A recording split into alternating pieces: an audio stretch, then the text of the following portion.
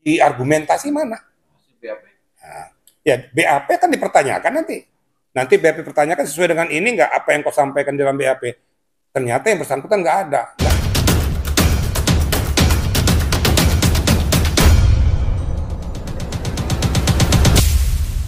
Baik, terima kasih. Assalamualaikum warahmatullahi wabarakatuh. Selamat siang dan salam sejahtera untuk kita semua. Ini kembali lagi kepada persidangan ya, pencemaran nama baik antara saudara Hotman dengan saudara Rahman. Ya. Yang saya minta di sini kita objective thinking ya. Saya bilang objective thinking di sini. Jaksa JPU kalau nggak salah sudah menyampaikan kepada hakim bahwa saudara Hotman tidak bisa menghadiri sidang, ya, tidak bisa menghadiri sidang berhubung karena berada di Singapura karena sakit. Maka saya katakan kita positive thinking dan fakta memang dia di Singapura memang sakit. Ya kan suatu hal yang muskil dia bisa menghadiri sidang. Ya harus kita berpikir lurus saja ya, kita tunggu saja ya, sampai beliau sembuh dari penyakitnya. Ya.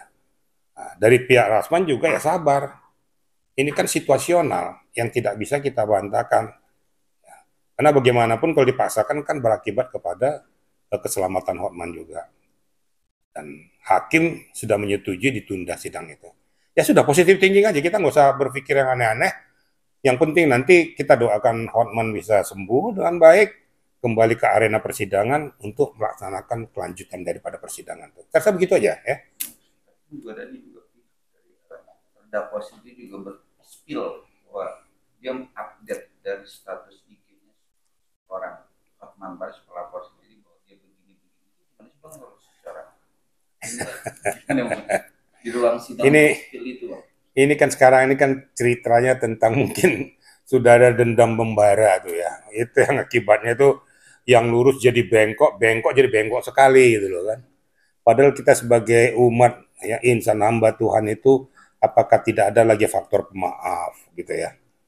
Hal-hal yang harus bisa kita selesaikan kenapa harus kita peruncing. Jangan kita kedepankan kebencian hati. Ingat loh, dikala kita benci dengan seseorang, sebenarnya itu suatu sumber penyakit bagi kita. Sudahlah, Tuhan saja memaafkan sesama manusia. Kenapa kita manusia saling membenci? Jadi nggak usah kita mengupas keberadaan orang lain, baik Hotman maupun Rasman. Sudahlah, fokus saja kepada agenda persidangan saja. Ini kita selesaikan. Nggak usah mengupas satu, ngupas satu. Mau apapun saudara Hotman di Singapura nggak perlu dikupas-kupas. Ya sudahlah, biarkan aja dia melaksanakan perobatan. Kita doakan. Mudah-mudahan dia sembuh. Nah, Rasman juga ya, apapun dia di bandara nggak usah dikupas-kupas lagi. Ini kan jadi akhirnya melebar, tidak masuk kepada pokok permasalahan yang harus diselesaikan. Ini saya mintakan ya, saya mohonkan dengan sangat sebagai kita, katanya kita umat beriman, katanya kita umat yang pemaaf, ya. Ayolah sama-sama kita jangan saling membenci.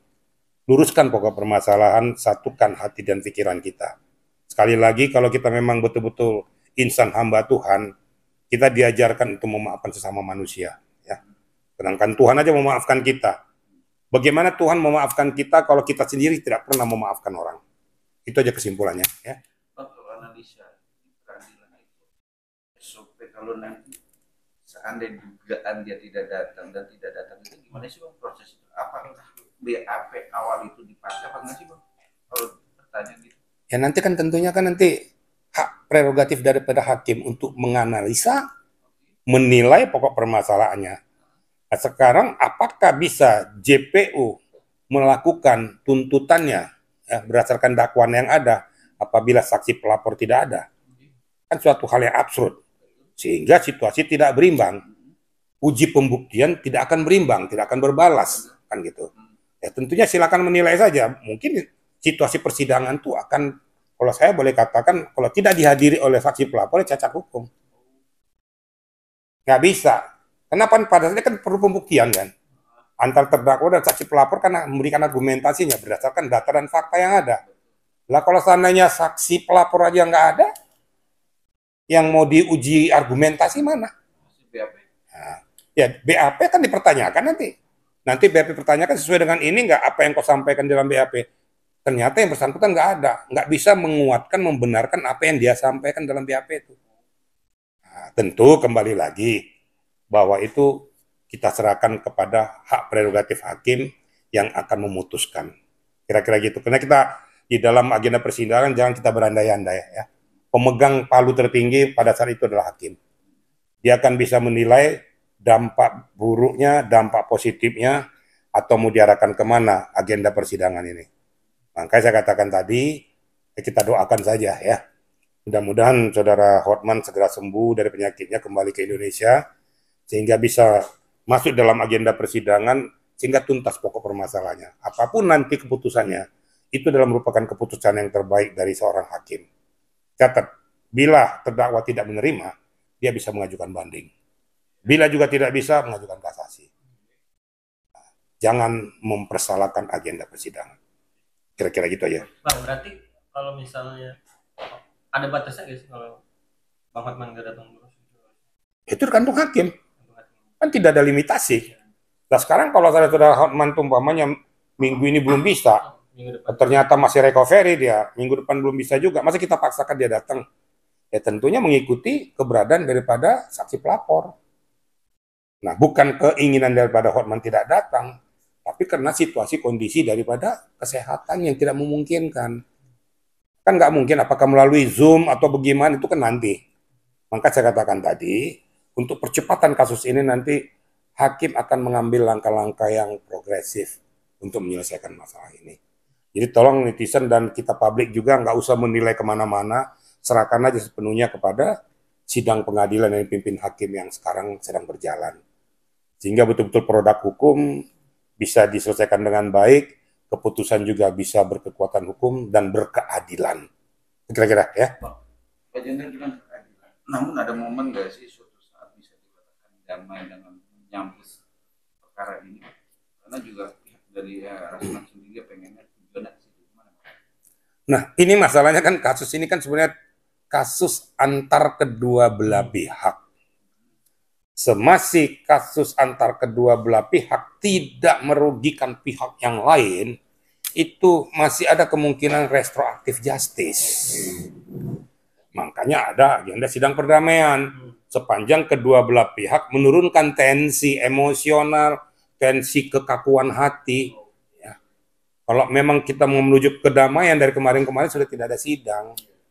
Tapi mungkin melalui persidangan ini bisa mungkin dilakukan mediasi kembali, agar kedua belah pihak bisa menyelesaikan dengan baik. Dengan catatan, ya, dari pihak terdakwa juga jangan usah keras kepala.